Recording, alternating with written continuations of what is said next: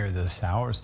More than 130,000 Afghan and U.S. citizens were hastily evacuated from Kabul over a roughly 2-week period following the Taliban's swift and unexpected takeover of the city.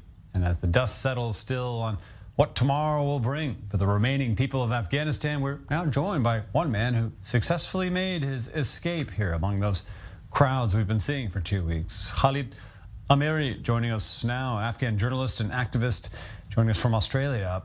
Thank you for being with us. First of all, definitely want to hear, I know you recently escaped, describing the process to us and the journey that you've undergone here, but at the same time, how shocking was it to suddenly have to be part of those throngs at Kabul airport? Was it completely unexpected? Thank you very much for having me. Well, yes, it was a heartbreaking and traumatic experience for me. Leaving your home, leaving what is yours, and leaving it behind and settling for a new life, it's quite challenging at the same time.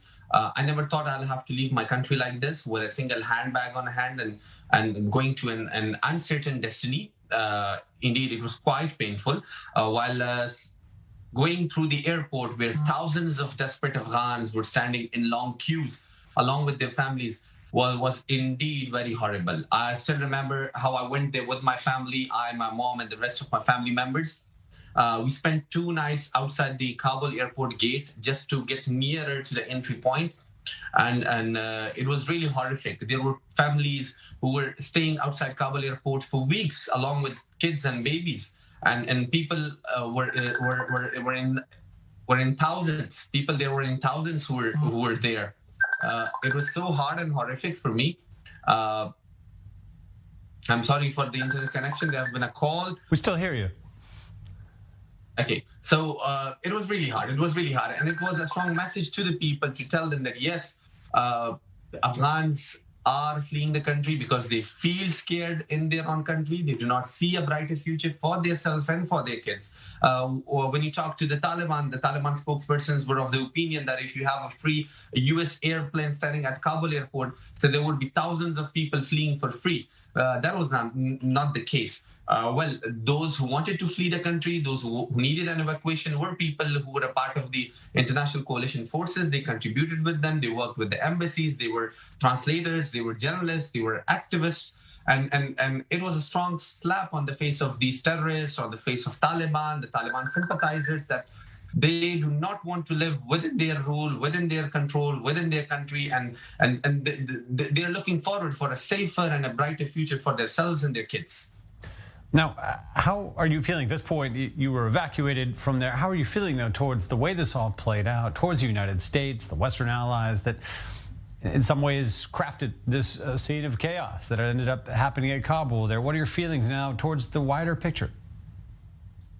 Well, I'm passing through a mixture of feelings, to be honest. Leaving behind what is yours, leaving your home and settling for a new country, a new life is indeed very challenging and heartbreaking too. I'm still in trauma. I never thought I'll have to see this day, to leave behind my home, my life, my job, my friends, my family, and all of a sudden settle in another corner of the world and seeking a new future, a new job.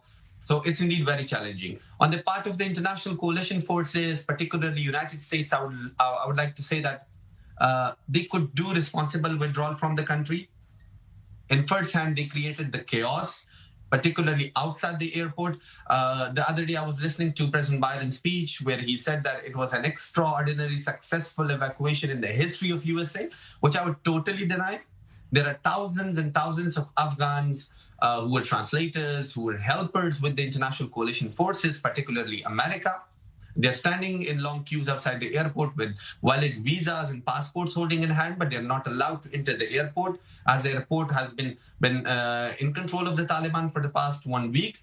So it's a matter of serious concern. All those people who supported, who worked with the international forces, not only America, but other European and Western countries like Australia, UK, is giving this gesture to the world that, yes, we safely evacuated our own nationals, those who worked with us, and yeah, goodbye, we packed our bags and the place are back home and let's celebrate victory. That's totally false.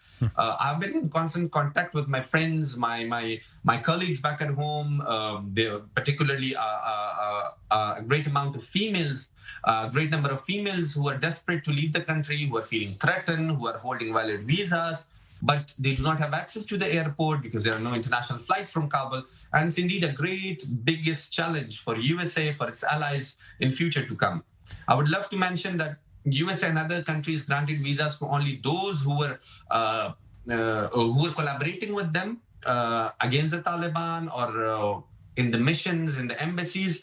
But there is a vast number of Afghan musicians, artists, singers, athletes, cricketers who see a dark future under the Taliban era, and they are desperate to leave the country. Many people, I would say, the Taliban sympathizers mock those Afghans who are fleeing the country online on social media, and they troll them, labeling them as traitors or labeling them as people who love luxurious life of the West or Europe, and they're fleeing for that.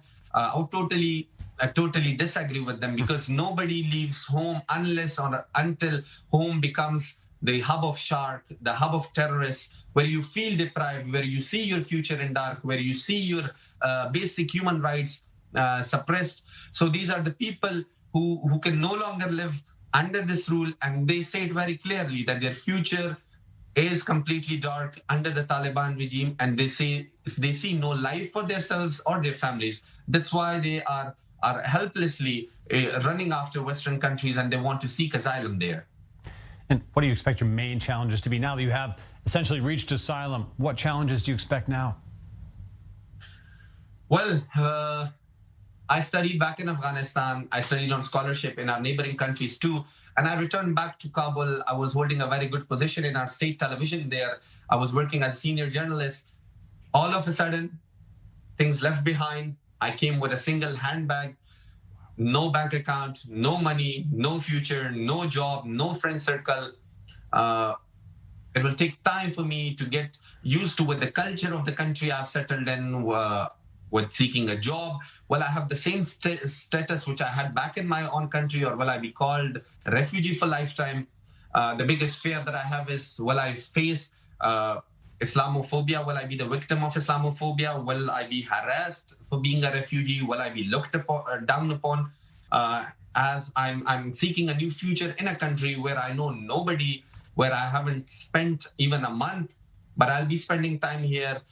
Life, job, work, and that emotional attachment beyond all is important. One's own homeland gives you a matchless feeling that you can't talk about even. You can't describe it in words.